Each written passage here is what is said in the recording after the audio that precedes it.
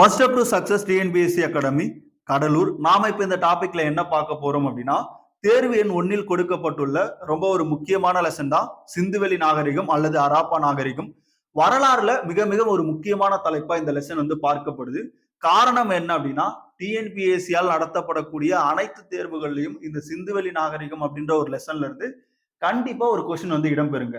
அதனாலதான் ரொம்ப முக்கியமான வெயிட்டேஜ் உள்ள ஒரு லெசனா இது பார்க்கப்படுது. கண்டிப்பா டிஎன்பிசி படிக்கக்கூடிய எல்லா மாணவர்களும் இந்த லெசனை தெளிவா படிச்சு வச்சுக்கணும். இப்போ நாம இந்த லெசனை பாத்தீங்க அப்படின்னா கிட்டத்தட்ட 6, 9, 11 ஹிஸ்டரி பார்ட்ல இருந்தும் 12th பாத்தீங்க அப்படின்னா எத்திக்ஸ், ஓகேவா, அறிவியல் சொல்றாங்கல்ல, அதுல இருந்தும் இந்த லெசன் எல்லாம் சேர்த்து மாணவர்கள் எப்படி எளிமையா படிக்கலாம், அதை எப்படி பிரிச்சு அழகா ஆர்டர் படி படிக்க முடியும் அப்படின்றத நம்ம இந்த காணொலியில பார்க்க போறோம். ஓகேவா, இது பாத்தீங்க அப்படின்னா உங்களுக்கு ரொம்ப பிரீஃபா நடத்தலாம். பட் இருந்தாலும் நேரம் கருதி என்ன பண்றோம் அப்படின்னா, குறிப்பா இந்த லெசன்ல நமக்கு என்னென்னலாம் படிக்கணும் அப்படின்றத மட்டும் நான் சொல்ல போறேன். ஓகேவா, இப்போ அப்படி பார்க்கும்போது பாத்தீங்க அப்படின்னா, முதல்ல நாகரிகம் அப்படின்னா என்ன? ஓகேவா, நாகரிகம் எடுத்துக்கிட்டோம் அப்படின்னா மனித பரிணாம வளர்ச்சியினுடைய கடைசி கட்டத்தை தான் என்னன்னு சொல்லுவோம் அப்படின்னா ஒரு நாகரிகம் அப்படின்னு சொல்லுவோம். ஓகேவா, மனித பரிணாம வளர்ச்சியின் அடுத்தடுத்த கட்டங்கள், அதுல கடைசி கட்டமா இருக்கிறது தான் இந்த நாகரிகம் அப்படின்றது. அப்போ சிவிக்ஸ் அப்படின்ற லத்தீன் மொழி சொல்லினுடைய பொருள் என்ன அப்படின்னா நகரம். நகரம் அப்படின்னா நகரவாசி அல்லது நகர குடிமக்கள். இவங்க எப்படி இருந்திருப்பாங்க அப்படின்னா ஒரு முறையான கட்டமைப்போடு இருந்திருப்பாங்க. அதுதான் இங்க என்னன்னு சொல்றாங்க அப்படின்னா நாகரிகம் அப்படின்றத சொல்றாங்க. ஓகேவா, காரணம் இவங்களுடைய வாழ்வியல் முறை பாத்தீங்க அப்படின்னா அந்த அளவுக்கு ஒருங்கமைக்கப்பட்ட வாழ்வியல் முறையா இருந்திருக்கும். அப்படி என்ன பண்ணிருப்பாங்க அப்படின்னா வாழ்ந்திருப்பாங்க. இப்போ நாம வாழக்கூடிய இந்த ஸ்ட்ரக்சரோட என்ன பண்ணிருப்பாங்க அப்படின்னா அந்த நாகரிகங்கள்ல மக்கள் அந்த காலகட்டங்களை வாழ்ந்திருப்பாங்க. ஓகேவா, இப்போ அதுதான் நம்ம என்ன பண்ண போறோம் அப்படின்னா இந்த சிந்துவெளி அல்லது ஹராப்பா நாகரிகத்துல பார்க்க போறோம். முதல்ல நமக்கு 6th பார்த்தோம் அப்படின்னா குறிப்பா உலகின் தொன்மையான நாகரிகம் கொடுத்திருப்பாங்க. பட் அதுல இருக்கக்கூடியது எல்லாமே என்ன அப்படின்னா ஆசியாவில் இருக்கக்கூடிய நாகரிகங்கள் தான் நமக்கு வரிசைப்படுத்தி கொடுத்திருப்பாங்க. இப்ப குறிப்பா மெசடோமியா எடுத்துக்கிட்டோம் அப்படின்னா இந்த நாகரிகம் எங்க உருவாச்சு அப்படின்னு பார்த்தோம் அப்படின்னா யூப்ரட்டிஸ் ஆறு. ஓகேவா, அதுக்கு முன்னாடி இந்த நாகரிகம் எல்லாம் ஏன் ஆறுகளில் உருவாகுது அப்படின்னு பார்த்தோம்னா, ஆறுகள் பாயக்கூடிய பகுதிகளில் உருவாகுது அப்படின்னு பார்த்தோம்னா, முதல்ல மக்கள் குடிப்பதற்கு ஏற்ற நீர், ஓகேவா, சுத்தமான நீர் நமக்கு கிடைக்குதுங்க. ரெண்டாவது அவங்க வேளாண்மை செய்யக்கூடிய வளமான மண் அங்க இருக்கு. எப்படி வளமான மண் இருக்கு. மூணாவது பார்த்தோம் அப்படின்னா எளிதான போக்குவரத்து. ஓகேவா, இப்ப குறிப்பா பார்த்தோம் அப்படின்னா மக்கள் நாகரிகம் வளர்ச்சி அடையாத காலகட்டத்துல ஒரு இடத்துல இருந்து மற்றொரு இடத்துக்கு என்ன பண்ணுவாங்க அப்படின்னா இடம்பெயர்ந்துகிட்டே இருப்பாங்க. அது பின் நாட்கள்ல ஒரு குழுவா மாறி இருக்கும். அந்த குழுக்கள் என்ன பண்ணுவாங்க அப்படின்னா காடுகளை திருத்தி ஒரு பகுதியில வேளாண்மை செஞ்சிருப்பாங்க. அந்த பகுதி எதுவா இருக்கும் பாத்தீங்க அப்படின்னா இந்த மாதிரி ஆறுகள் பாயக்கூடிய பகுதியா இருக்கும். காரணம் அவங்களுக்கு குடிப்பதற்கும் நீர் கிடைக்கும், வேளாண்மை செய்வதற்கான நீரும் கிடைக்கும், போக்குவரத்துக்கும் உதவும். ஓகேவா, அதே மாதிரி பாத்தீங்க அப்படின்னா அவங்க வைத்திருக்கக்கூடிய அந்த கால்நடைகளுக்கு தேவையான அந்த உணவு பிளஸ் நீர், இது எல்லாமே ஆற்றங்கரைகள்ல கிடைக்கிறதுனால மக்கள் என்ன பண்ணாங்க அப்படின்னா அந்த ஆறு ஓரங்கள்ல தங்கி வசிக்க ஆரம்பிச்சாங்க. அப்படி வசிக்க ஆரம்பிச்சவங்க தான் என்ன பண்றாங்க அப்படின்னா தங்களுடைய நாகரிகங்கள் கொஞ்சம் கொஞ்சமா வளர ஆரம்பிக்குது. அதாவது ஆற்றங்கரைகள்ல நாகரிகம் உருவாகிறதுக்கு முக்கிய காரணம் என்ன அப்படின்னா சுத்தமான நீர், வளமான மண், போக்குவரத்துக்கு ஏற்ற ஒரு முக்கியமான ஆதாரமா ஆறுகள் இருக்கு. அதோட கால்நடைகளுக்கு தேவையான உணவுகள் பிளஸ் நீர் அப்படின்றது நமக்கு அங்க கிடைக்குது. இதுதான் ஆற்றங்கரைகள்ல நாகரிகம் உருவாகிறதுக்கான முக்கிய காரணமா பார்க்கப்படுது. ஓகேவா, இப்ப தாமிரபரணி ஆற்று எடுத்துக்கிட்டோம் அப்படின்னா தாமிரபரணி அந்த நாகரிகம், ஓகேவா, திருநெல்வேலி, தென்காசி இந்த பகுதியில உருவான நாகரிகம் என்ன அப்படின்னா தாமிரபரணி நாகரிகம் அப்படின்னு சொல்லுவாங்க. ஏன் அப்படின்னா அந்த ஆற்றங்கரையோர்ல அந்த நாகரிகம் அப்படின்றது வளர்ந்திருக்கும். ஓகேவா, இப்ப மெசபடோமியா எடுத்துக்கிட்டோம் அப்படின்னா இது யூப்ரட்டிஸ் ஆறு. ஓகேவா, அந்த ஆற்றங்கரையோரம் உருவான ஒரு நாகரிகம். அந்த ஆறு எங்கெல்லாம் பாஞ்சிருக்கோ அது கரையில உருவான நாகரிகம் யூப்ரட்டிஸ், அதாவது மெசபடோமியா நாகரிகம் அப்படின்னு சொல்லுவாங்க. இதனுடைய காலகட்டம் இது எல்லாமே கிமு தான், நல்லா புரிஞ்சுக்கோங்க.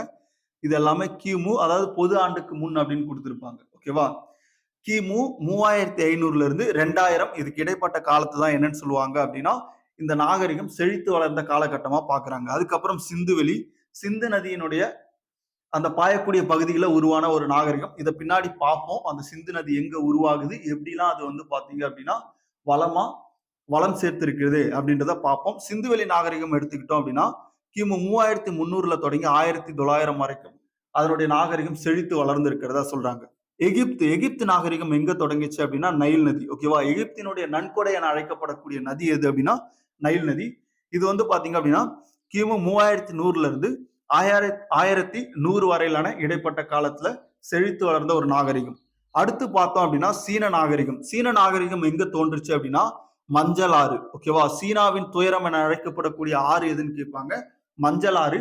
கிமு 1700ல இருந்து 1122 இதுக்கு இடைப்பட்ட காலகட்டத்துல ரொம்ப செழித்து வளர்ந்திருக்கக்கூடிய ஒரு நாகரிகம். ஓகேவா? இப்போ ஆசியாவில் இருக்கக்கூடிய முக்கிய நாகரிகங்கள் பார்த்துட்டோம். இதுல நம்ம சிந்துவெளி நாகரிகம் நம்மோடு தொடர்புடைய ஒரு நாகரிகத்தை பத்தி தான் இப்போ பார்க்க போறோம். முதல்ல சிந்துவெளி நாகரிகம் பார்க்கறதுக்கு முன்னாடி இந்த சிந்து நதியை பத்தி சில விஷயம் நம்ம தெரிஞ்சுக்கிட்டோம் அப்படின்னா ரொம்ப ஈஸியா இருக்கும். ஓகேவா? இப்போ சிந்து நதி எங்க உற்பத்தி ஆகுது அப்படின்னு பாத்தீங்கன்னா திபெத்ல உற்பத்தி ஆகுதுங்க. ஓகேவா? திபெத்ல உற்பத்தி ஆகி அது என்ன பண்ணுது அப்படின்னா ஜம்மு காஷ்மீர் வழியா ஊடுருவி இஸ்லாமாபாத் வழியா பாகிஸ்தானுக்குள்ள பாஞ்சு குறிப்பா வந்து பாத்தீங்க அப்படின்னா கராச்சி பகுதியில அரபிக்கடல்ல வந்து கலக்குது. எங்க கலக்குது? அரபிக்கடல்ல வந்து இந்த சிந்து நதி வந்து பாத்தீங்க அப்படின்னா கலக்குது. ஓகேவா? இப்போ சிந்து நதியோடு தொடர்புடைய நாடுகள் எதுன்னு கேட்பாங்க. இந்தியா, அதுக்கப்புறம் பாகிஸ்தான், அடுத்தா பார்த்தோம் அப்படின்னா சைனா. ஓகேவா? இந்தியா, பாகிஸ்தான், சைனா இது 3 நாடுகளோடு தொடர்புடைய நதி தான் எது அப்படின்னா சிந்து நதி. ஓகேவா? இப்போ இந்தியாவுல பார்த்தோம் அப்படின்னா இங்க பாருங்க, இது இந்தியா மேப். ஓகேவா? இப்போ இந்தியாவுல இந்த சிந்து நதி எந்த பகுதியெல்லாம் பாஞ்சிருக்கு அப்படின்னா அதை பாருங்க, இந்த பகுதி ஃபுல்லா சிந்து நதியால் வளம் பெற்று இருக்கும். ஓகேவா? உத்தரப்பிரதேஷ், குஜராத், பஞ்சாப் இதெல்லாம் ரொம்ப முக்கியமான மாநிலங்கள், சிந்து நதியால் பயன்பெற்ற மாநிலங்கள். ராஜஸ்தான் இதெல்லாம். ஓகேவா? ஹரியானா, ராஜஸ்தான், குஜராத், உத்தரப்பிரதேஷ் இது எல்லாமே வந்து பாத்தீங்க அப்படின்னா ரொம்ப முக்கியமா இந்த சிந்து நதியால் பயன்பெற்று இருக்கக்கூடிய மாநிலங்கள். ஓகேவா? அதனாலதான் இந்த சிந்துவெளி நாகரிகம் அப்படின்றத நம்ம இதுல பாக்குறோம். இப்போ இந்த சிந்துவெளி நாகரிகத்துல குறிப்பா பார்த்தோம் அப்படின்னா சிந்து நதி அதனோடு தொடர்புடைய 5 முக்கிய நதிகள், அதாவது சப்த சிந்து அப்படின்னு சொல்லுவாங்க.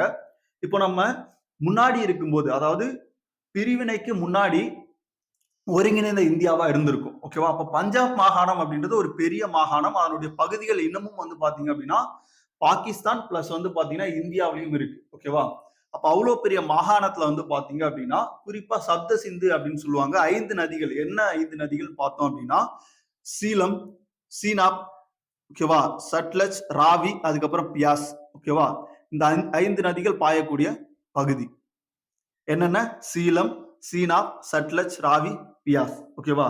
சப்த சிந்து அப்படின்னு சொல்லுவாங்க. அப்ப அந்த அளவுக்கு வளமான ஒரு பகுதியா பஞ்சாப் பகுதி வந்து இருந்திருக்கும்.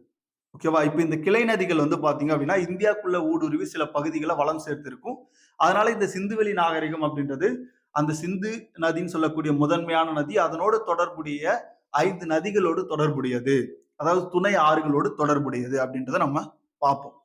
இப்போ வரலாற்று பின்னணி பாருங்க. இந்த சிந்துவெளி நாகரிகம் உலகிற்கு தெரிய காரணமானவர்கள் யார் யார் அப்படின்றதான் பார்க்க போறோம். ஓகேவா? அப்ப முதல்ல நாகரிகம்னா அப்படி என்னன்னா தெரிஞ்சுக்கணும். ஏன்னா நம்ம பார்க்க போறது வந்து பாத்தீங்க அப்படின்னா சிந்துவெளி நாகரிகம். அதுல நாகரிகம் அப்படின்னா என்னன்னு பார்த்தோம். அதுக்கப்புறம் சிந்து நதியை பார்த்தோம். அந்த நதி எங்கெல்லாம் பாயுது அப்படின்றத பார்த்தோம். அதனுடைய துணை நதிகளை பார்த்தோம். ஓகேவா? இந்த மாதிரிதான் ஒரு லெசனை வந்து நம்ம கட்டமைக்கணும்.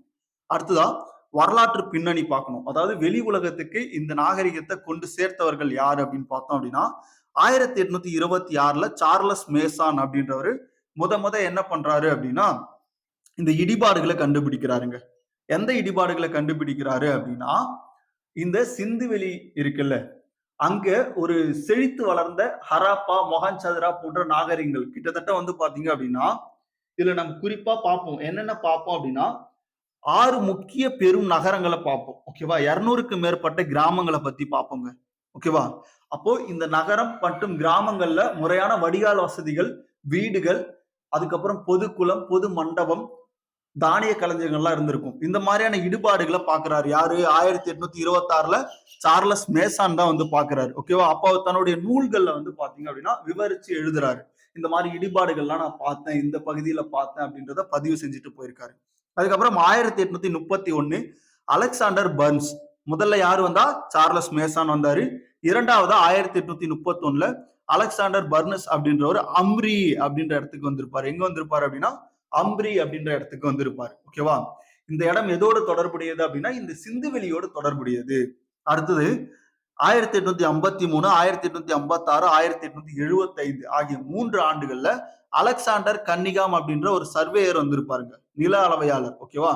பிரிட்டிஷ் இந்தியா அந்த கிழக்கிந்திய கம்பெனில ஒரு நில அலுவலராக பணிபுரிஞ்சவர் தான் யார் அப்படின்னா அலெக்சாண்டர் கன்னிகாம். அப்ப அவர் எந்தெந்த ஆண்டு வந்திருக்காரு? 1853, 1856, 1875. ஓகேவா? ஆனாலும் இந்த அலெக்சாண்டர் கன்னிகாமுக்கு வந்து பாத்தீங்க அப்படின்னா அந்த நாகரிகத்தின் பற்றிய முக்கியத்துவம் வந்து அவருக்கு தெரியல. ஏன் அப்படின்னா அவர் ஒரு சர்வேயர். அதனால என்ன பண்றாரு அப்படின்னா நில அளவு பணியை மட்டும் மேற்கொண்டுட்டு போறாரு. ஓகேவா?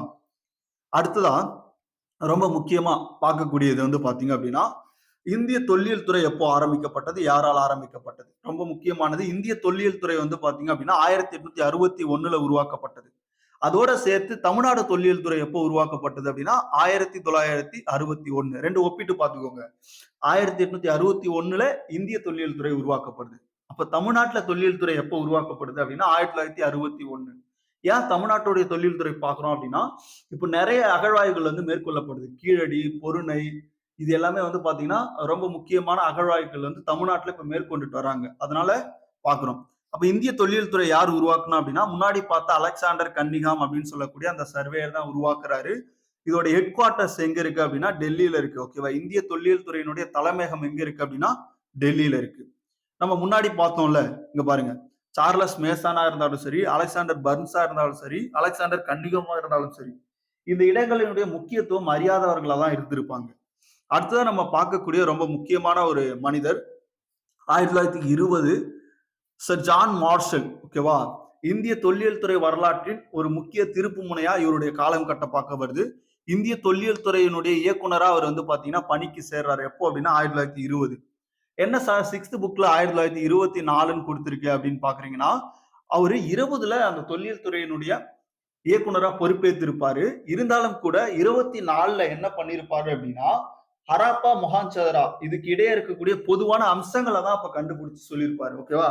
அப்போ சர் ஜான் மார்ஷல் 1920ல என்ன பண்றாரு? இந்திய தொல்லியல் துறையினுடைய இயக்குனரா பணிக்கு சேர்றாரு. இது ஒரு திருப்பு முனையா பார்க்கப்படுது. ஓகேவா? அப்ப அவர் என்ன பண்றாரு அப்படின்னா ஒரு நூல் ஒண்ணு எழுதுறாரு, சிந்து நாகரிகம். ஓகேவா? சிந்து நாகரிகம் அப்படின்ற நூல் எழுதல, சிந்து நாகரிகம் என்ற சொல்ல முதல்ல பயன்படுத்தியவர் யாருன்னு கேட்பாங்க. ஓகேவா? நூல் எழுதினது யாரு அப்படின்னா ஆரியம் வீலர். ஓகேவா? சிந்து நாகரிகம் அப்படின்ற நூலை எழுதியவர் அடிக்கடி கொஸ்டின்ல கேட்டிருப்பாங்க. யார் அப்படின்னா ஆரியம் வீலர். சிந்து நாகரிகம் அப்படின்ற சொல்லை பயன்படுத்தியவர் முதலில் யார் அப்படின்னா சர் ஜான் மார்ஷல், இந்திய தொல்லியல் துறையினுடைய இயக்குனராக இருந்தவர். ரொம்ப முக்கியமானவர். ஓகேவா? அப்ப 1940ல ஆரியம் வீலர் அப்படின்றவர் சிந்து நாகரிகம் அப்படின்ற ஒரு புத்தகத்தை எழுதினாரு. இது அடிக்கடி கொஸ்டின்ல கேட்பாங்க. நீங்க ஓல்டு கொஸ்டின் பேப்பர் எடுத்து பாத்தீங்கன்னா சிந்து நாகரிகம் என்ற புத்தகத்தை எழுதியவர் யார் அப்படின்னா ஆரியம் வீலர். ஓகேவா? அப்போ இவங்க எல்லாம் என்ன பண்றாங்க? யாரு? அலெக்சாண்டர் பர்ன்ஸ், சார்லஸ் மேசானு, Alexander Cunningham, sir John Marshall, ஆரியம் வீலர் போன்றவர்கள் இந்த நாகரிகம் இருப்பதை வெளி உலகத்திற்கு சொல்றாங்க. ஓகேவா? அப்ப பார்த்தோம், வரலாற்று பின்னணி பார்த்திருக்கோம். அடுத்தது இந்த நாகரிகம் பரவிய பகுதிகள். ஓகேவா? இங்க பாருங்க, வடக்கு பகுதியில பார்த்தோம் அப்படின்னா ஆப்கானிஸ்தானில் இருக்கக்கூடிய ஷார்டுகை அப்படின்ற பகுதி வரைக்கும். ஓகேவா? கிழக்குல பார்த்தோம் அப்படின்னா உத்தரப்பிரதேசத்துல இருக்கக்கூடிய ஆலம்கீர். தெற்குல வந்து பாத்தீங்க அப்படின்னா மகாராஷ்டிராவுடைய தைமாபாத். ஓகேவா? ஈரானை எடுத்துக்கிட்டோம் அப்படின்னா அதாவது குறிப்பா வந்து பாத்தீங்க அப்படின்னா பாகிஸ்தான், ஈரான் இதுக்கு இடைப்பட்ட பகுதி சட்கோஜான் குடியிருப்பு அப்படின்னு சொல்லுவாங்க. அப்ப இந்த பகுதி வரைக்கும் என்ன பண்ணிருக்கு அப்படின்னா இந்த நாகரிகம் பரவி இருக்கு. இதனுடைய பரப்பளவு பாத்தீங்க அப்படின்னா கிட்டத்தட்ட 1.5 மில்லியன் சதுர கிலோமீட்டர். ஓகேவா? அதாவது நமக்கு 6ல என்ன கொடுத்திருப்பாங்க அப்படின்னா 13 லட்சம் சதுர கிலோமீட்டர்னு கொடுத்திருப்பாங்க. ஓகேவா? இதே 11th பார்த்தோம் அப்படின்னா 1.5 மில்லியன் சதுர கிலோமீட்டர் அப்படின்னு கொடுத்திருப்பாங்க.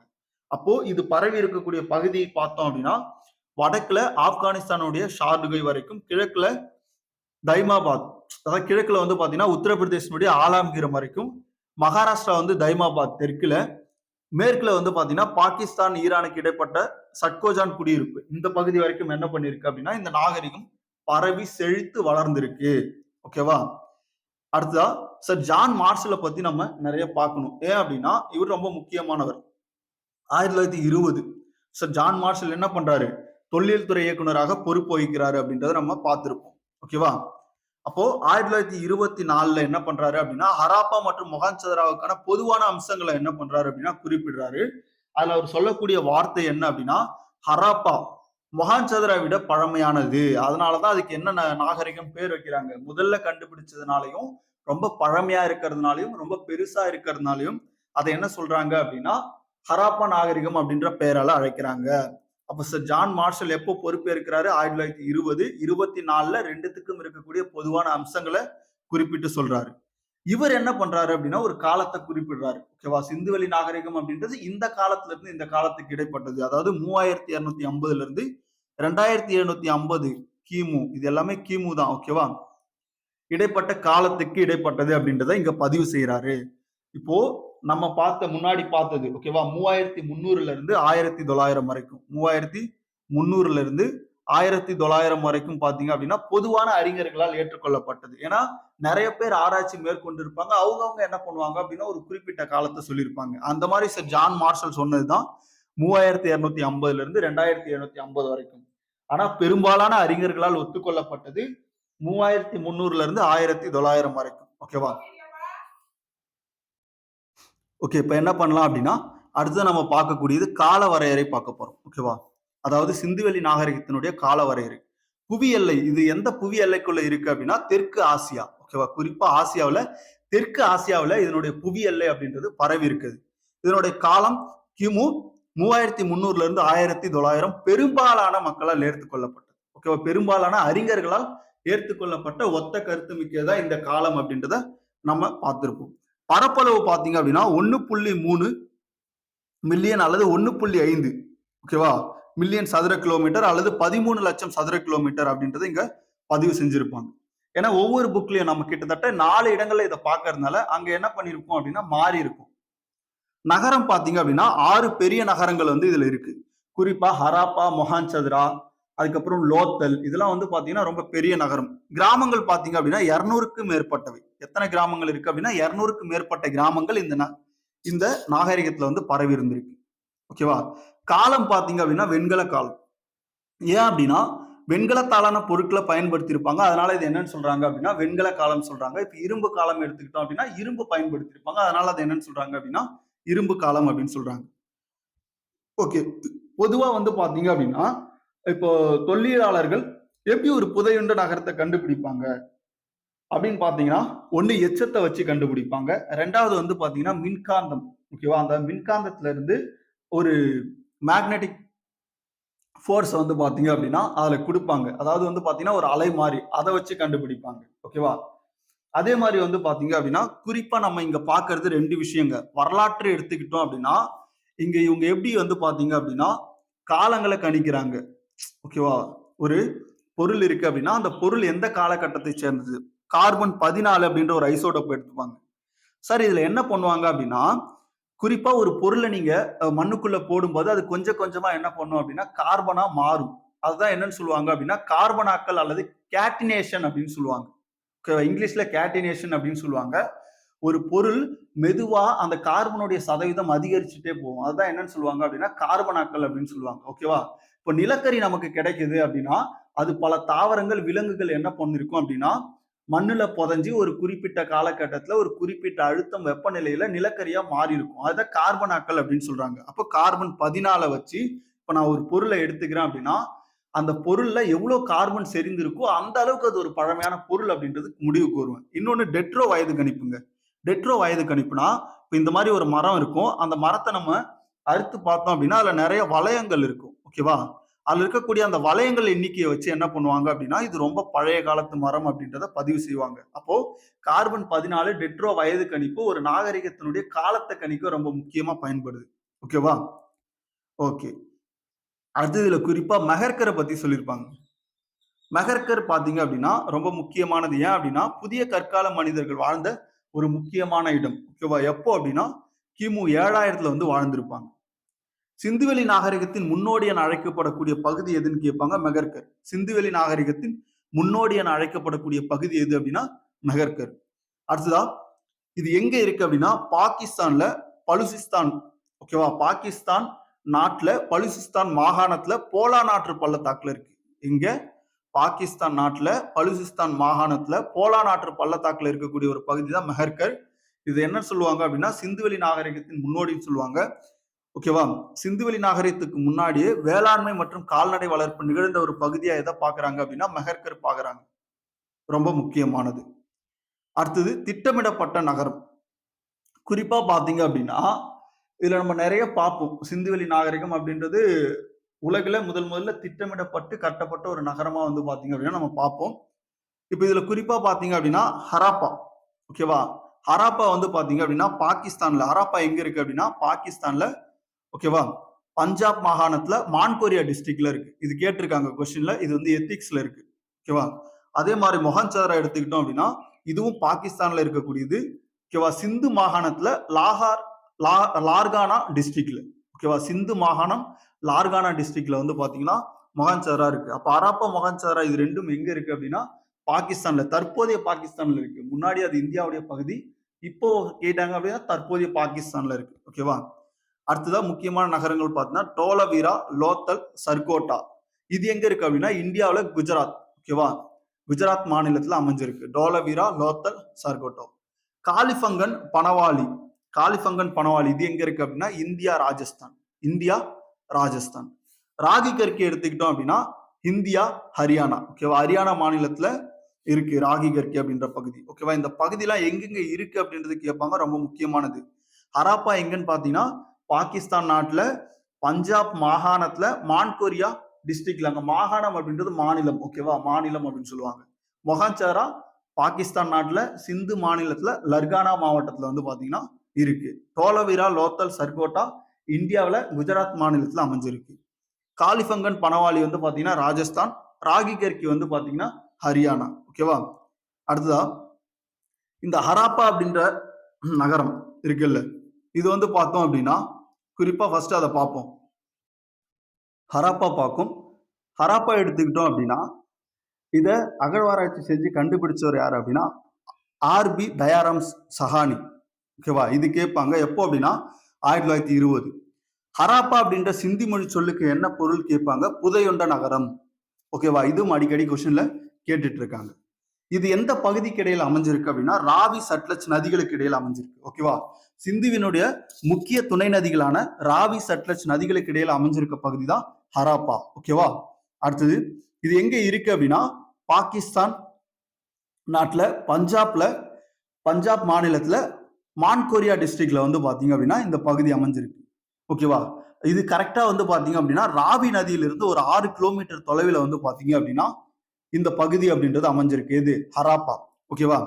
அப்ப ஹராப்பா பார்த்தோம் அப்படின்னா, இது அகழ்வாராய்ச்சி செஞ்சு கண்டுபிடிச்சவர் யாரு அப்படின்னா, ஆர்.பி. தயாராம் சஹானி 1920.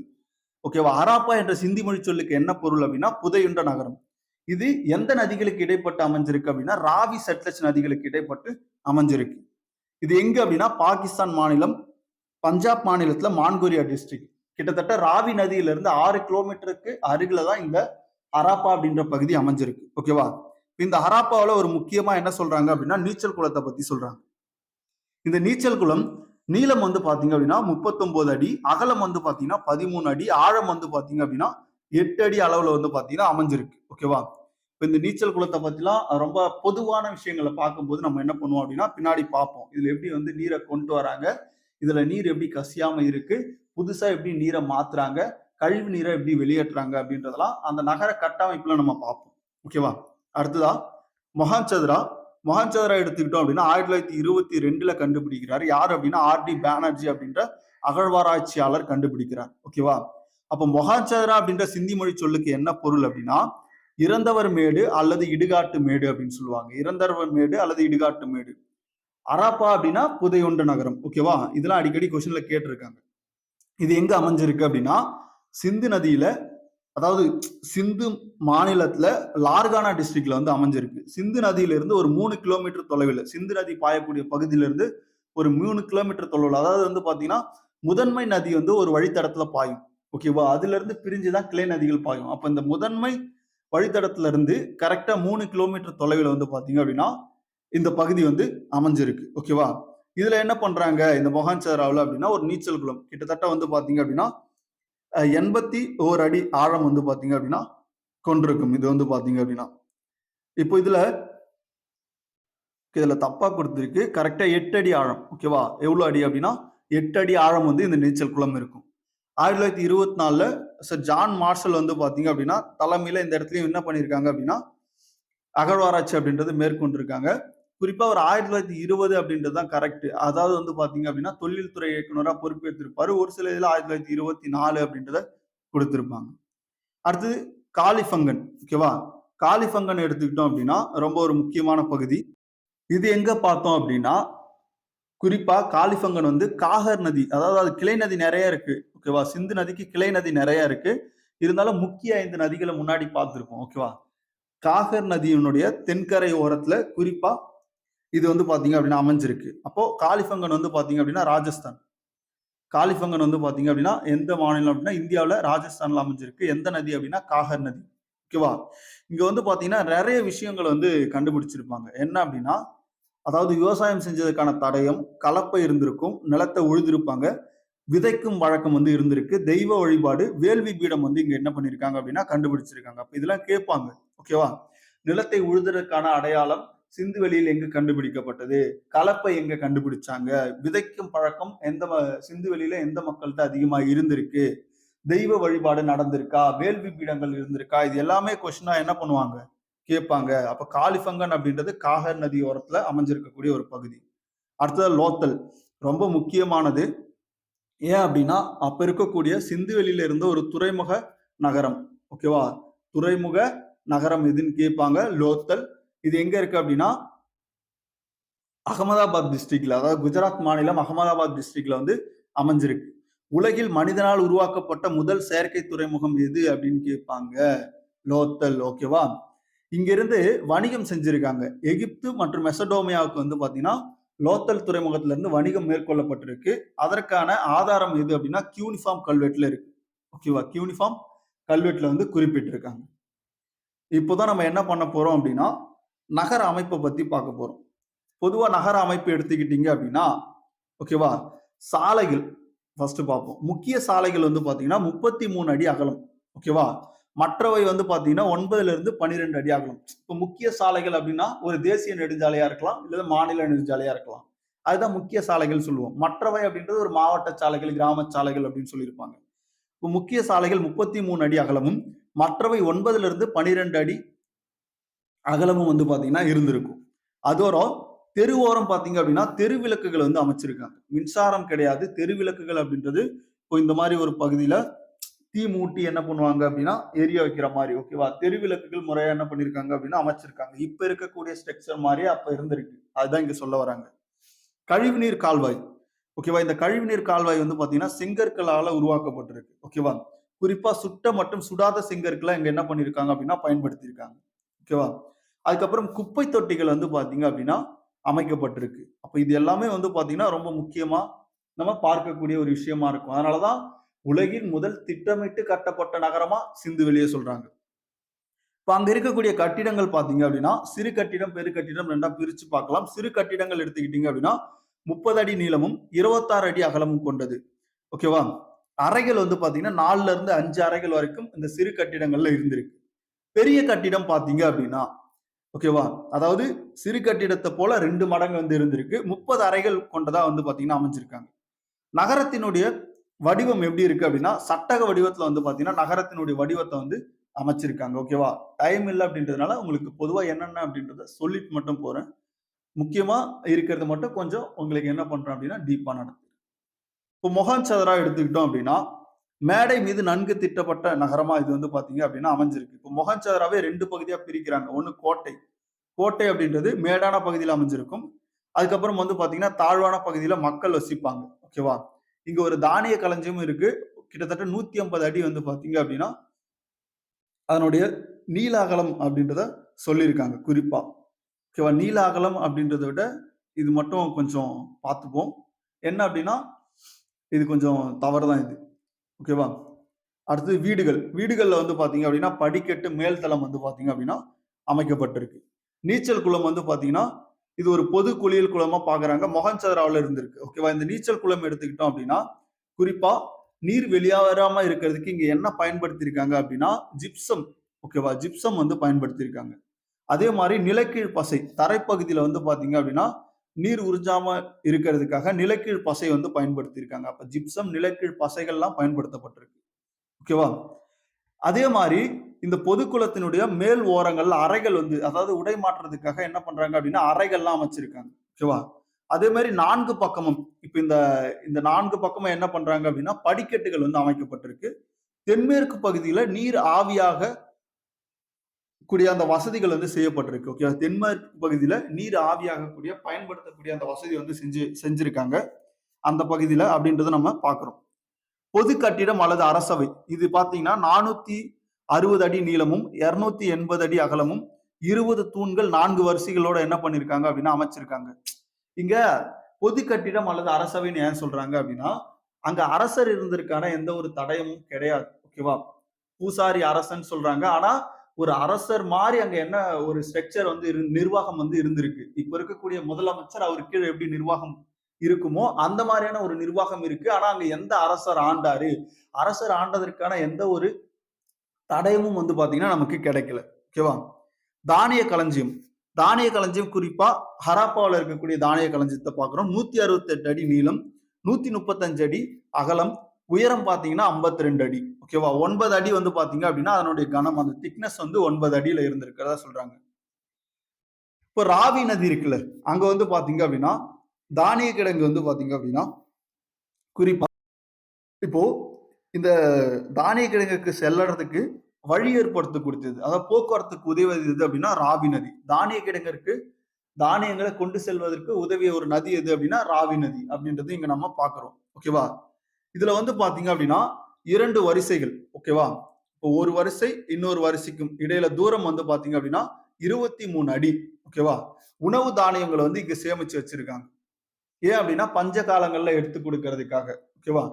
தள வெடிப்புகள்ல இப்படி ஒரு தானிய களஞ்சியம் இருந்தது அப்படின்றது தெரிஞ்சுக்கிறது எப்படி முடிஞ்சது அப்படின்னா, அதனுடைய தள வெடிப்புகள்ல கோதுமை, பார்லி, திணை, பருப்பு, எள் இதனுடைய எச்சங்கள். ஓகேவா? இதனுடைய எச்சங்கள் வந்து பாத்தீங்க அப்படின்னா இருந்திருக்கு. ஓகேவா? ஹரியானியா ராகி கற்கியிலும் என்ன பண்ணியிருக்காங்க அப்படின்னா, ஒரு தானிய களஞ்சியத்த கண்டுபிடிச்சிருக்காங்க. அதுவும் ரொம்ப முக்கியமானது. சமுதாய நிலை எடுத்துக்கிட்டோம் அப்படின்னா, அவங்களுடைய உணவு ஓகேவா? பேரிச்சம்பழம் வந்து விரும்பிய உணவா வந்து பாத்தீங்கன்னா இருந்திருக்கு. ஓகேவா? சைவம், அசைவம் 2மே அவங்க வந்து பாத்தீங்க அப்படின்னா, எடுத்துக்கிறதுக்கான சான்றுகள் வந்து கிடைச்சிருக்கு. உடை எடுத்துக்கிட்டோம் அப்படின்னா உடை எடுத்துக்கிட்டோம் அப்படின்னா, பருத்தி மற்றும் கம்பளி உடை வந்து பாத்தீங்க அப்படின்னா, அவங்க அணிஞ்சிருக்காங்க. நூற்பாடைகள் மொஹஞ்சதாரோவுடைய ஒரு முக்கிய வணிகமா இந்த நூற்பாடை அப்படின்றது இருந்திருக்கிறதா இங்க பதிவு செய்யறாங்க. இப்ப ஆண்கள் எடுத்துக்கிட்டோம் அப்படின்னா மேல் துண்டு போன்ற ஆடையை பயன்படுத்தி இருக்காங்க. கீழே வந்து பாத்தீங்க அப்படின்னா வேட்டி கட்டியிருக்காங்க.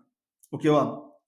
பெண்கள் எடுத்துக்கிட்டோம் அப்படின்னா தலைக்கு மேல் விசிறி போன்ற ஒரு அமைப்பு கொண்ட ஆடையை வந்து அவங்க என்ன பண்ணிருக்காங்க அப்படின்னா பயன்படுத்தி இருக்கிறதா இங்க பதிவு செஞ்சிருக்காங்க. அதே மாதிரி பல்வேறுபட்ட மக்கள் வந்து இங்க வசிச்சிருக்காங்க. அதாவது கட்டிடம் கட்டுவோர் இருந்திருக்காங்க, நெசவாளர்கள், சிற்பி, ஓவியர், தட்டர், தச்சர், கூடை முடைவோர், வீட்டு வேலை செய்யக்கூடியவங்க, மீன் பிடிப்பவர்கள் இவர்கள் எல்லாருமே இந்த பகுதியில வந்து பாத்தீங்க அப்படின்னா வசிச்சிருக்காங்க. பெண்களின் நிலை எடுத்துக்கிட்டோம் அப்படின்னா ஆண்களுக்கு நிகராக பெண்கள் இருந்திருக்காங்க. அதுக்கு காரணம் என்ன அப்படின்னா தாய் தெய்வ வழிபாடு அப்படின்றது அங்க ஒரு முதன்மையான வழிபாடா பார்க்கப்படுது. வெண்கலத்தாலான முகம் பார்க்கும் கண்ணாடிகள் வந்து பாத்தீங்கன்னா கிடைச்சிருக்கு. தந்தத்தாலான சீப்புகளை வந்து அவங்க என்ன பண்ணிருக்காங்க அப்படின்னா பயன்படுத்தியிருக்காங்க. காதணி, கைவளையல், மோதிரம், காலில் காப்பு, அட்டிகை, கழுத்தாணி போன்றவைகள்லாம் அவங்க என்ன பண்ணியிருக்காங்க அப்படின்னா பயன்படுத்தியிருக்காங்க. குறிப்பா வந்து பார்த்தோம் அப்படின்னா தங்கம், வெள்ளி, செம்பு, வெண்கலத்தை அவங்க வந்து பாத்தீங்க அப்படின்னா அறிந்திருக்கிறார்கள். ஓகேவா? அதே மாதிரி இவங்க வந்து இரும்பையும் குதிரையும் வந்து பாத்தீங்க அப்படின்னா அறியவில்லை. இரும்பு மற்றும் குதிரையை அறியாதவர்கள். சிந்துவெளி மக்கள் அறியாதது எது அப்படின்னா இரும்பு, குதிரை. அறிஞ்சது எது அப்படின்னா தங்கம், வெள்ளி, செம்பு, வெண்கலம் போன்றவற்றை அறிந்திருக்கிறார்கள். பதப்படுத்தும் முறை. ஓகேவா? எஞ்சிய தானியங்கள், அதுக்கப்புறம் இறைச்சிகளை இவங்க என்ன பண்ணியிருக்காங்க அப்படின்னா பதப்படுத்தி இருக்காங்க. அப்ப பதப்படுத்தும் முறையை வந்து அவங்க என்ன பண்ணியிருக்காங்க அப்படின்னா தெரிஞ்சிருக்கு. அடுத்தது மாவரைக்கும் இயந்திரம் வந்து பாத்தீங்கன்னா இருந்திருக்கு. அதாவது அம்மிக்கல், ஆட்டுக்கல், உரல், எண்ணெய் சட்டி, இட்லி சட்டி போன்றவை வந்து பாத்தீங்கன்னா அங்க கண்டுபிடிச்சிருக்காங்க.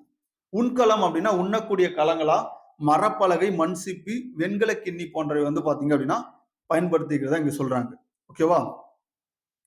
அடுத்ததா பார்த்தோம் அப்படின்னா முன்னாடியே பார்த்திருப்போம் இது பரவிய இடங்கள் என்னென்ன அப்படின்னு சொல்லிட்டு. குறிப்பா நமக்கு எத்திக்ஸ் புக்ல கொடுத்திருப்பாங்க. ஓகேவா? அதையும் நம்ம கொஞ்சம் பார்த்துருவோம். இப்போ ரூபர் வந்து பார்த்தீங்கன்னா சட்லஜ் நதி ஓரம் பஞ்சாப். ஓகேவா? அதே மாதிரி குஜராத்ல வந்து லோத்தல்ல பாத்தீங்க அப்படின்னா இந்த காம்போ வளைகுடா பகுதி. காலிபங்கன் வந்து ராஜஸ்தானோடு தொடர்புடையது. எந்த நதி அப்படின்னா காகர் நதி தென்கரையோரம். சாகுந்திரே வந்து பாத்தீங்கன்னா சரஸ்வதி நதி ஓரம் அமைஞ்சிருக்கு. அது எங்க அப்படின்னா ராஜஸ்தான். தோலவீரா எடுத்துக்கிட்டோம் அப்படின்னா கபீர் குஜராத் டிஸ்ட்ரிக்ட். ஓகேவா. கோட்டிஜி சிந்து மாகாணம். ஆஹ் பனவாலி வந்து பாத்தீங்க அப்படின்னா ஓகேவா. பனவாலி வந்து பாத்தீங்க அப்படின்னா ஹரியானா. அடுத்ததா பார்த்தோம் அப்படின்னா சுர்கோட்டா வந்து பாத்தீங்க அப்படின்னா குஜராத். இதுல வந்து பாத்தீங்க அப்படின்னா நமக்கு மொஹஞ்சதாரோ வந்து பாத்தீங்கன்னா சிந்து மாகாணம். ஓகேவா. இது இல்ல. இப்ப இந்த பகுதி எல்லாம் பரவி இருக்கு. இது வந்து எத்திக்ஸ்ல கொடுத்திருப்பாங்க. அதே மாதிரி இவங்க டெரகோட்டா என்று சொல்லக்கூடிய சுடுமண்பாண்ட கலையை வந்து பாத்தீங்க அப்படின்னா அறிஞ்சிருப்பாங்க. கப்பல் செப்பனிடம் துறைமுகம் எதுன்னு கேட்பாங்க. லோத்தல். ஓகேவா. உலகின் முதல் செயற்கை துறைமுகமா உருவாக்கப்பட்டிருக்கும். இது வந்து பாத்தீங்க அப்படின்னா மெசடோமியா இந்த பகுதிகளில் வணிகம் செய்யறதுக்கு எகிப்து மெசடோமியா பகுதிகளில் வணிகம் செய்யறதுல முக்கிய துறைமுகமா எது இருந்திருக்கு அப்படின்னா லோத்தல் துறைமுகம் வந்து இருந்திருக்கு. அதே மாதிரி சிந்துவெளி நாகரிகத்தின் அராப்பாவில் கண்டுபிடிக்கப்பட்ட தானிய களஞ்சியம் அமைந்துள்ள இடம் கரெக்டா வடக்கு பகுதியில் அமைஞ்சிருக்கும். ஓகேவா. அதே மாதிரி மொஹஞ்சதாரோல சிந்துவெளி நகரத்துல மிகப்பெரியது. ஓகேவா. சிந்துவெளி நகரத்தில் மிகப்பெரியது எது அப்படின்னு பாத்தீங்க அப்படின்னா மொஹஞ்சதாரோ தான். கிட்டத்தட்ட 200 ஹெக்டேர் பரப்பளவு கொண்டது. அதுல நம்ம சொன்னோம்ல 6 பெரிய நகரங்கள். அந்த 6 பெரிய நகரங்கள்ல மிகப்பெரிய நகரம் எது அப்படின்னா மொஹஞ்சதாரோ. கிட்டத்தட்ட 200 ஹெக்டேர் பரப்பளவு கொண்டது. ஓகேவா. அடுத்து முன்னாடியே பார்த்திருப்போம் ஆரியம் வீலர். சிந்து நாகரிகம் என்ற நூலின் ஆசிரியர் யார் அப்படின்னா ஆரியம் வீலர். ஆரியர் அல்லாதவர் சிந்துவெளி நாகரிகத்தை உருவாக்கினார்கள் அப்படின்றத சொல்றாங்க. ஓகேவா.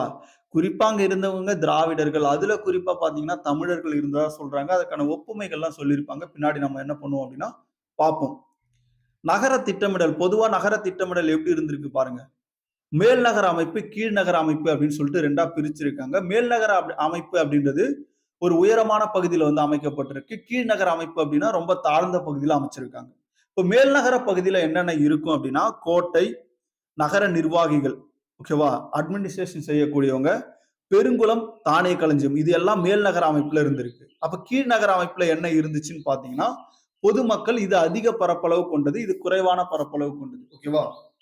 அப்போ சிந்துவெளி நாகரிகம் அப்படின்றது திட்டமிட்டு கட்டப்பட்ட நகரம் அப்படின்றதுக்கான ஒரு எடுத்துக்காட்டு இதிலே பார்க்கலாம். மேல் நகர அமைப்பு கீழ் நகர அமைப்பு அங்க யார் இருந்தாங்க, கீழ் நகர அமைப்புல யார் இருந்தாங்க அப்படின்றதெல்லாம் நமக்கு கொடுத்திருக்காங்க. விலங்குகள் பார்த்தோம் அப்படின்னா அங்க என்னென்ன விலங்குகள் இருக்கு அப்படின்னா செம்மறி ஆடு, வெள்ளாடு, கோழி, எருமை, பன்றி, யானை. குதிரையை அவங்க அறிஞ்சிருக்க மாட்டாங்க. இரும்போடைய பயணம் உங்களுக்கு தெரியாது அப்படின்றத பதிவு செஞ்சிருப்போம். கைவினை தயாரிப்பு வந்து பாத்தீங்க அப்படின்னா கார்னியல் அப்படின்னு சொல்லக்கூடிய மணி, அதுக்கப்புறம் ஜாஸ்பர், கிறிஸ்டல் போன்ற படிகற்கள், ஸ்டிடைட் போன்ற நுரைக்கல்லாம் வந்து பாத்தீங்க அப்படின்னா அங்க அவங்க பயன்படுத்தி இருக்காங்க. செம்பு, வெண்கலம், தங்கம். ஓகேவா. இது எல்லாமே அவங்க அறிஞ்சிருப்பாங்க. ஆனா இரும்பை மட்டும் அவங்க என்ன பண்ணல அப்படின்னா அறியவில்லை அப்படின்றது நம்ம பார்த்திருப்போம். சிறப்பான கைவினை பொருட்கள். ஓகேவா. ஆபரணம் செய்ய சிவப்பு நிற மணிக்கற்களை பயன்படுத்தினார். கார்னெலியன் இதை வந்து கேட்பாங்க. ஓகேவா. அதே மாதிரி எந்தெந்த பொருள் எந்தெந்த நகரங்கள்ல சிறப்பா நமக்கு கிடைச்சிருக்கு அப்படின்றத பார்ப்போம். சங்குக்கு சிறப்பான பகுதி வந்து பாத்தீங்கன்னா இந்த சிந்துவெளி பகுதியில நாகேஸ்வர், பாலகோட். ஓகேவா. இந்த நகரங்கள்ல இருக்கு. என்னென்ன அப்படின்னா சங்கு, வைடூரியம். ஓகேவா. இதுல குறிப்பா வைடூரியம் பாத்தீங்க அப்படின்னா வைடூரியம் வந்து பாத்தீங்கன்னா ஷார்டுகை, கார்னிலியான் வந்து பாத்தீங்கன்னா லோத்தல்லியும், ஸ்டிடைட் வந்து தெற்கு ராஜஸ்தான், செம்பு வந்து பாத்தீங்கன்னா ராஜஸ்தான். அதுக்கப்புறம் இந்த ஹோமன் பகுதிகளில் வந்து பாத்தீங்க அப்படின்னா கிடைச்சிருக்கு. அந்த அளவுக்கு இது பரவி இருக்கும். இப்ப இந்த பகுதியெல்லாம் முக்கியமான பொருட்கள் கிடைச்ச நகரங்கள். இதுவும் வந்து பாத்தீங்கன்னா நமக்கு பொறுத்துகையில கேட்கலாம். வீட்டு விலங்கு. ஓகேவா. நாயை வந்து வளர்ப்பு பிராணியா அவங்க வந்து பயன்படுத்தியிருக்காங்க. பிளஸ் வேட்டைக்கு வந்து பாத்தீங்கன்னா பயன்படுத்தியிருப்பாங்க. பசு அங்க என்னன்னு சொல்லிட்டு அழைச்சாங்க அப்படின்னா செபு அப்படின்னு சொல்லிட்டு அழைச்சாங்க. ஓகேவா. அதுக்கு ஒட்டகம் இதெல்லாம் வந்து பாத்தீங்க அப்படின்னா அவங்க பழகிய விலங்குகளா சொல்றாங்க. நாய், பசு வந்து செபு அப்படின்ற வார்த்தையால் அழைப்பாங்க. இது ரொம்ப முக்கியமானது. கொஸ்டின்ல அடிக்கடி கேட்டிருக்காங்க. மருத்துவம் பார்த்ததுக்கான ஆதாரங்கள் வந்து பாத்தீங்கன்னா இதுல குறிப்பா மெஹர்கர்ல வந்து பாத்தீங்கன்னா பல் மருத்துவம் வந்து நடந்திருக்கு. ஓகேவா. கண், காது, மூக்கு, தொண்டை நோய்களுக்கு வந்து பாத்தீங்க அப்படின்னா கட்டில் அப்படின்னு சொல்லக்கூடிய மீன் எலும்பை பயன்படுத்தியிருக்காங்க. அதுல இருந்து தயாரிக்கக்கூடிய அந்த மருந்தை வந்து பயன்படுத்தியிருக்காங்க. ஓகேவா. மான், காண்டாமிருகத்தினுடைய எலும்புல இருந்தும் என்ன பண்ணிருக்காங்க அப்படின்னா மருந்தை தயாரிச்சிருக்காங்க. குறிப்பா வேப்பந்தழை நம்ம இப்ப பயன்படுத்துறோம்ல அதே வேப்பந்தழையை அவங்க பயன்படுத்தியிருக்காங்க. அதனாலதான் இந்த ஒற்றுமைகள்லாம் சொல்லியிருப்பாங்க. தமிழர்கள் வந்து பாத்தீங்கன்னா சிந்துவெளி நாகரிகத்தை உருவாக்கியவர்கள் அப்படின்றது. பொழுதுபோக்குன்னு பார்த்தோம் அப்படின்னா மொஹஞ்சதரா பகுதியில கோலிக்குண்டு, ஓகேவா, பகடைக்காய், சொக்கட்டான், சதுரங்க மட்டை, காய், அது வந்து களிமண்ணால் செய்யப்பட்டது. சிறுவர்கள் வந்து களிமண் பொம்மையை வந்து விரும்பி இருக்காங்க. சூதாட்டம் வந்து பாத்தீங்க அப்படின்னா மிக விரும்பி விளையாடிய விளையாட்டாங்க சொல்றாங்க. அதே மாதிரி பறவை சண்டை வந்து பாத்தீங்க அப்படின்னா நடந்திருக்கு. அடுத்ததா இறந்த உடலை அடக்கம் செய்தல், ஓகேவா, இறந்த உடலை புதைத்தல். இந்த முறைகள்லாம் அவங்க அடக்கம் செஞ்சிருப்பாங்க. அதாவது இறந்த உடலை புதைத்தல் முதல் முறை, எரித்த உடலின் எஞ்சிய பாகங்களை தாழியில் வைத்து புதைத்தல், இறந்த உடலை பறவை அல்லது விலங்குகளுக்கு விடுதல். இப்ப இந்த 2வது இருக்குல்ல, தாழியில வச்சு புதைக்கிறது. இது வந்து பாத்தீங்க அப்படின்னா நம்ம ஆதிச்சநல்லூர்ல நிறைய தாழிகள்ல வந்து கிடைச்சிருக்கு. ஓகேவா, அதனாலதான் இந்த ரிலேட்டடான விஷயங்கள்லாம் நம்ம சொல்றோம். சதி வழக்கம் இருந்ததற்கான எந்த ஆதாரமும் வந்து பாத்தீங்க அப்படின்னா நமக்கு கிடைக்கல. அதாவது கணவன் இறந்த உடனே மனைவி வந்து உடன்கட்டை ஏறுதல் அந்த வழக்கம் இருந்ததற்கான எந்த ஒரு சான்றும் நமக்கு இல்ல. ஓகேவா, இதுல குறிப்பா வந்து பாத்தீங்க அப்படின்னா சர் ஜான் மார்ஷல் ஒரு கருத்தை சொல்றாரு. அதாவது 2வது முறைதான் பெரிதும் பயன்படுத்தப்பட்டது. என்ன அப்படின்னா, இங்க பாருங்க, எரித்த உடலின் எஞ்சிய பாகங்களை தாழியில் வைத்து புதைத்தல். இந்த முறைதான் அதிகமா அங்க பயன்படுத்தி இருக்காங்க அப்படின்றத சர் ஜான் மார்ஷல் பதிவு செய்யறாரு. அதே மாதிரி தாழிகள் வந்து தமிழ்நாட்டுல எங்கெங்க பாத்தீங்க அப்படின்னா அத்திராப்பாக்கத்துல கிடைச்சிருக்கும், அரிக்கமேடு, ஆதிச்சநல்லூர், திருக்காப்புலியூர், இங்கெல்லாம் இருந்திருக்கு. அதே மாதிரி இறந்தவர்களை வடக்கு தெற்காக புதைத்தல் இன்னமும் தமிழ்நாட்டிலயும் இருக்கு. சிந்துவெளியில அதை முன்னாடியே பண்ணியிருக்காங்க. இன்னமும் தமிழ்நாட்டுல என்ன பண்ணிருக்கு, இந்த வழக்கம் அப்படின்றது இருக்கு. அதனாலதான் தமிழர்கள் சிந்து நாகரிகத்துல இருந்தவங்க, அவங்கதான் உருவாக்குனவங்க அப்படின்றத இங்க நமக்கு பதிவு செஞ்சிருப்பாங்க. அடுத்து பாருங்க, விவசாயம். விவசாயம் முதன்மை தொழிலா இருந்திருக்கு. அதுல அரிசி, கோதுமை, பார்லி, பருத்தி, காய்கறி போன்றவை வந்து பாத்தீங்க அப்படின்னா விளைவிச்சிருக்காங்க. கலப்பை பயன்படுத்தி இருக்காங்க. அதுக்கான ஆதாரம் காலிஃபங்கள்ல நம்ம பார்த்திருப்போம். ஒட்டகம், எருது, திமிலுடன் கூடிய காளைகள், ஓகேவா, இதெல்லாம் வந்து பாத்தீங்க அப்படின்னா அவங்க விவசாயத்துக்கு பயன்படுத்தி இருக்காங்க. நீர் எங்க இருந்து வரும் அப்படின்னா சிந்து நதியில இருந்து நீரை பெற்றிருக்காங்க. அடுத்தது மண்பாண்டம். மண்பாண்டம் எடுத்துக்கிட்டோம் அப்படின்னா சக்கரத்தை பயன்படுத்தி மண்பாண்டத்தை சேர்த்திருப்பாங்க. அந்த மண்பாண்டங்கள் அடர் சிவப்பு கருப்பு நிறத்துல இருந்திருக்கு. இந்த நிறம்லாம் கேட்டிருக்காங்க கொஸ்டின்ல. அடர் சிவப்பு கருப்பு நிறத்துல இருந்திருக்கு. ஓகேவா, அதுல சில டிசைன்ஸ் எல்லாம் பண்ணியிருப்பாங்க. இலை மீன் செதில் ஒன்றே ஒன்று வெற்றி கொள்ளும் மட்டம், சுடு மண்பாண்டம் செய்யும் முறைக்கு என்னன்னு சொல்லுவாங்க அப்படின்னா டெரகோட்டா அப்படின்ற பெயர். அந்த கலைக்கு வந்து டெரகோட்டா அப்படின்றது பெயர். அடுத்து சிற்பம் எடுத்துக்கிட்டோம் அப்படின்னா மொஹஞ்சதாரோல, ஓகேவா, வெண்கலத்தால நடனமாடும் மங்கையன் சிலை எங்க கிடைச்சது அப்படின்னா மொஹஞ்சதாரோல. வெண்கலம் எடுத்துக்கிட்டீங்கன்னா அது எதனுடைய கலவை, செம்பு வெள்ளியத்தினுடைய கலவை. செம்பு வெள்ளியத்தினுடைய கலவை தான் நம்ம என்னன்னு சொல்றோம் அப்படின்னா வெண்கலம் அப்படின்னு சொல்றோம். அப்ப நடனமாடும் மங்கையன் சிலை எங்க இருந்துச்சு அப்படின்னா மொஹஞ்சதாரோ. தாடியுடன் காட்சி தரும் ஒருவருடைய சுண்ணாம்பு சிலை அல்லது செம்பு சிலைன்னு கூட ஒரு இடத்துல பதிவு செஞ்சிருக்காங்க. ஓகேவா, அப்ப இது ரெண்டும் அடிக்கடி கொஸ்டின்ல கேட்பாங்க. இவர் என்னன்னு சொல்றாங்க அப்படின்னா தாடியுடன் காட்சி தரக்கூடியவரை மதகுருமார் அல்லது பூசாரி அரசன் அப்படின்றத இங்க பதிவு செஞ்சிருக்காங்க. இது ரொம்ப முக்கியமானது. அடுத்த போர்க்கருவிகள். போர்க்கருவிகள் எதால செஞ்சிருக்காங்க அப்படின்னா ரோரி செட் அப்படின்ற படிகக்கல், ஓகேவா, பாகிஸ்தான்ல ரோரி அப்படின்ற இடத்துல இந்த கல் கிடைக்குது. ரொம்ப கூர்மையான ஆயுதமா இதை பார்க்கறாங்க. அதுக்கப்புறம் செம்பு வெண்கலத்தால செஞ்சிருக்காங்க. அந்த போர்க்கருவிகள் என்னென்ன அப்படின்னா கோடாரி, ஈட்டி, வில், அம்பு போன்றவை அந்த போர்க்கருவிகளை குறிப்பிடுறாங்க. வணிகம். வணிகம் வந்து பாத்தீங்க அப்படின்னா எகிப்து, மெசடோமியாவுக்கு வந்து நடந்திருக்கு. குறிப்பா மெசடோமியாவுக்கு நடந்திருக்கு. சுமேரிய நாகரிகம், ஓகேவா, இந்த சுமேரிய நாகரிகம் அப்படின்றது ஹோமன், பக்ரைட், ஈரான், ஈராக் இந்த பகுதிகள் சேர்ந்ததுதான் சுமேரிய நாகரிகம் அப்படின்னு சொல்லுவாங்க. அங்க கியூனிஃபார்ம் கல்வெட்டு அப்படின்ற ஒரு கல்வெட்டுல இந்த மெசடோமியாவுக்கு வணிகம் செஞ்சதற்கான ஆதாரம் கிடைச்சிருக்கு. ஓகேவா, மெலுக்கா அப்படின்ற ஒரு சொல்ல பயன்படுத்தி இருக்காங்க. அந்த மெலுக்கா அப்படின்றது சிந்து பகுதியை குறிக்கிறதா இங்க நமக்கு சொல்லப்பட்டிருக்கு. ஓகேவா, ஹராப்பாவுடைய ஜாடிகள் வந்து ஓமன்ல வந்து கிடைச்சிருக்கு. இது ஒரு ஆதாரம். எடைக்கல் தாயக்கட்டைகள் வந்து மெசடோமியாவுல என்ன பண்ணிருக்காங்க அப்படின்னா இங்க பயன்படுத்தக்கூடிய அந்த தாயக்கட்டைகள் எடைக்கல்கள்லாம் கண்டுபிடிச்சிருக்காங்க. ஏற்றுமதி பார்த்தோம் அப்படின்னா செம்பு, தங்கம், நிக்கல், வைடூரியம், கார்லியம், ஓகேவா. மெசடோமியா புராணம் வந்து ஜா பறவை அப்படின்ற ஒரு பறவையை பதிவு செய்து இந்த ஜா பறவை அப்படின்றது எதை சொல்றாங்க அப்படின்னா மயில், ஓகேவா. ஜா பறவை அப்படின்றது எது அப்படின்னா மயில். இது எதை சொல்லுது அப்படின்னா மெசடோமியா புராணத்துல வந்து குறிப்பிட்டிருக்காங்க. அளவீடு பார்த்தோம் அப்படின்னா நீளத்தை அளக்க அடிமுறையை பயன்படுத்தியிருக்காங்க. ஓகேவா, அதே மாதிரி அளவையை குறிக்க வந்து பாத்தீங்க அப்படின்னா குச்சிகளை பயன்படுத்தியிருப்பாங்க. நீளத்தை அளக்க வெண்கல அளவுகோல்களையும் என்ன பண்ணிருக்காங்க அப்படின்னா பயன்படுத்தியிருக்காங்க. இந்த எடைக்கல் கேட்பாங்க. இந்த எடைக்கலுடைய வடிவம் என்ன அப்படின்னா கனசதுர வடிவத்துல இருந்திருக்கு. இரும முறை, அதாவது வந்து பாத்தீங்கன்னா 2 டிஜிட்ல வந்து பாத்தீங்க அப்படின்னா அவங்களுடைய அந்த எடைக்கற்கள் அளக்கக்கூடிய அந்த முறையை வந்து பாத்தீங்க அப்படின்னா பயன்படுத்தியிருப்பாங்க.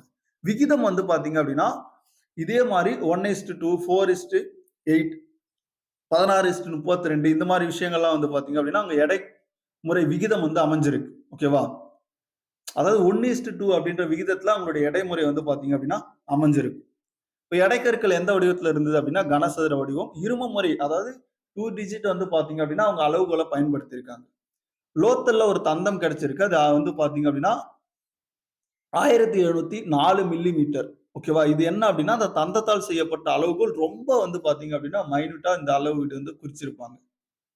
1 இன்ச் அப்படின்னா 1.75 சென்டிமீட்டர். ஓகேவா? தற்போது 1 இன்ச் வந்து பாத்தீங்க அப்படின்னா 2.45 சென்டிமீட்டர். அவங்க பயன்படுத்தியது 1.75 சென்டிமீட்டர்ல பயன்படுத்தியிருப்பாங்க.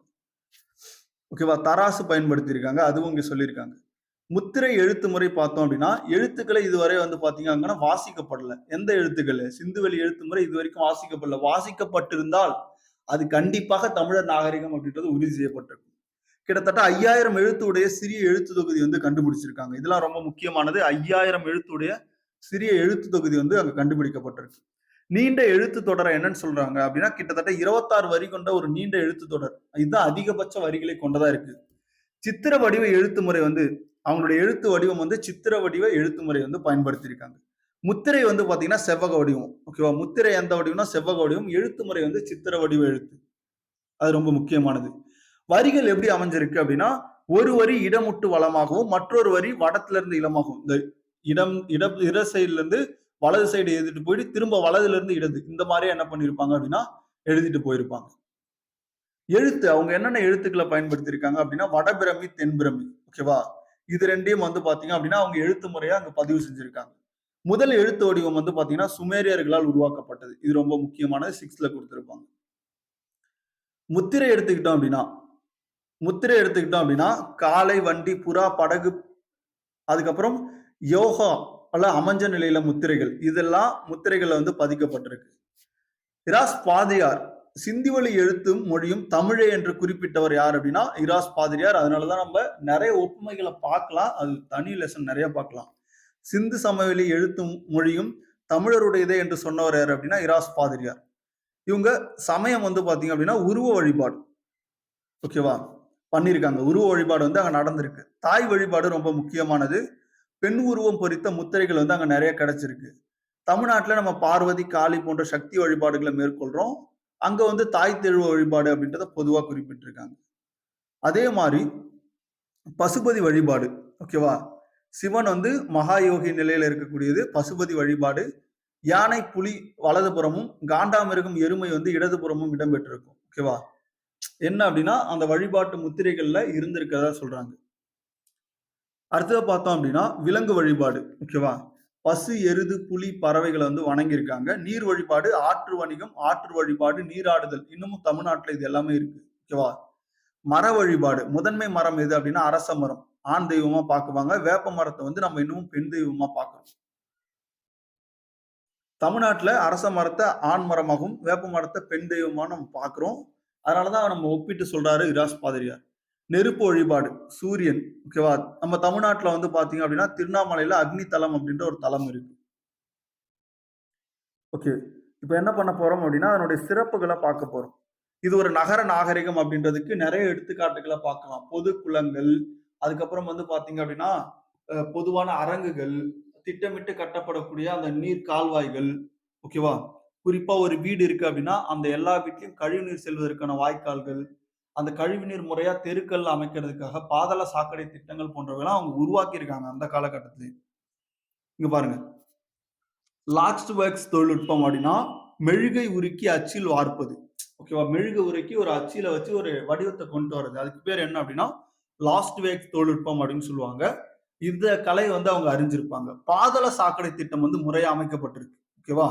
இப்போ நம்ம பாதாள சாக்கடை திட்டங்கள் அமைப்பதற்கு ரொம்ப திணறோம். ஆனா அப்பவே அவங்க என்ன பண்ணியிருக்காங்க? முறையா சுட்ட மற்றும் சுடாத செங்கற்களை பயன்படுத்தி பாதாள சாக்கடைகளை உருவாக்கி இருக்காங்க. அடுத்ததா பயன்பாட்டு அறிவியல் அப்ளைடு சயின்ஸ் வந்து பயன்படுத்தி இருக்காங்க. மொஹன் சதுரா வந்து பாத்தீங்க அப்படின்னா யுனெஸ்கோ பண்பாட்டு தலமா அறிவிச்சிருக்காங்க மொஹன் சதுராவை. ஓகேவா?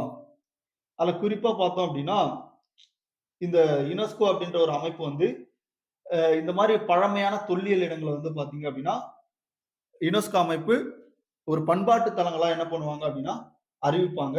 அதுல குறிப்பா வந்து பாத்தீங்க அப்படின்னா மொஹான் சதரா அப்படின்றது அறிவிக்கப்பட்டிருக்கு. ஓகேவா? அடுத்ததா உலகில் முதல் திட்டமிட்ட நகர நாகரிகம் எது அப்படின்னா சிந்து.